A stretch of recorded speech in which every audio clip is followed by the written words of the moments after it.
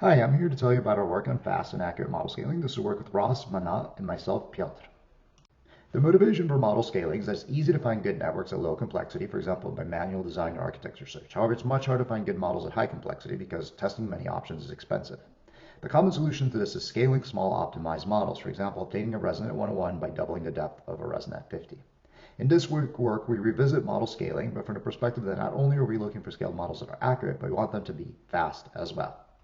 So, let's first talk about model complexity and model speed. The most common complexity measures of a network are its flops and parameters. However, recently activations were introduced as an additional measure of model complexity, where activations are simply defined as the size of the output tensors of the conv layers of a network. So why do we care about activations? So, it turns out activations are a very reliable predictor of model runtime and accelerators, like GPUs or TPUs. Here, we plot the runtime of a number of scaled versions of an EfficientNet model against flops on the left and activations on the right. From this, we see that activations are much more predictive of model runtime than flops.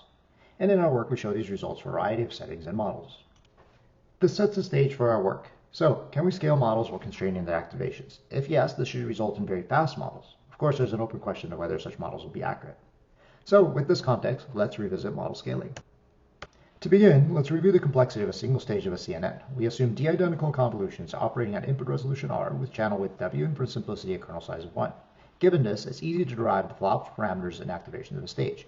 However, we want to know one salient aspect, which is that flops and parameters are quadratic in the width, while activations are only linear. This will play a key role in our work. So, let's talk about scaling complexity. If we double the number of such convolutions in a stage, flop, parameter, activations all double. If, on the other hand, we increase the resolution by, say, square root of 2, flops and activations double, but parameters stay constant. This is because the parameters of a convolutional neural network are independent of input resolution of the image.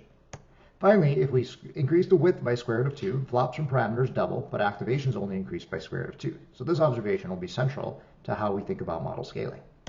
Here, we summarize the scaling strategies and their effects on flops, parameters, and activations. Again, the salient bit is that scaling along the width dimension of a neural network increases activations by square root of s, while scaling along depth and resolution increases by s. Recent work has shown that scaling all dimensions simultaneously, referred to as compound scaling, results in higher accuracy networks. Here we report DWR scaling, which scales each dimension of the network in equal relative proportion and is very close to the original compound scaling. For DWR scaling, activations increase nearly linearly since the depth and resolution of the network are increased substantially. So, let's talk about the accuracy of these scaling strategies. Here we report scaling results for two different networks, EfficientNet on the left and RegNet Y on the right. As original work showed, compound scaling, shown here in purple, is in fact more accurate than scaling along a single dimension. In terms of speed, however, width-only scaling is much faster. In fact, compound scaling is the slowest of a series of scaling strategies we show here. This now sets the stage for our work on fast model scaling. As we have shown, width scaling has the fastest models but the lowest accuracy. On the other hand, compound scaling has the highest activations, i.e. the slowest models, and high accuracy. So, does this imply a trade-off between speed and accuracy? To explore this, we introduce a family of scaling strategies parameterized by alpha. While these equations may look complex, they're actually quite simple. As alpha goes to 1, scaling primarily occurs along the width dimension.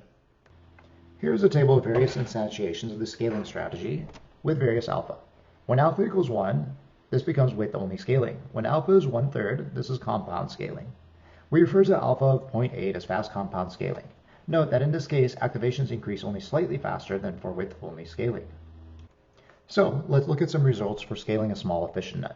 On the left, we show error versus flops for various alpha, and on the right, we show runtime versus flops. From these results, we see that fast scaling, i.e. scaling using an alpha of 0.8, is as accurate as compound scaling and nearly as fast as width-only scaling. Here, we show the same results for scaling a small RegNet Y model. We again see that fast scaling is as accurate as compound scaling and nearly as fast as width scaling. This is a nice win-win. Finally, let's take a look at scaling some state-of-the-art CNNs to larger scales.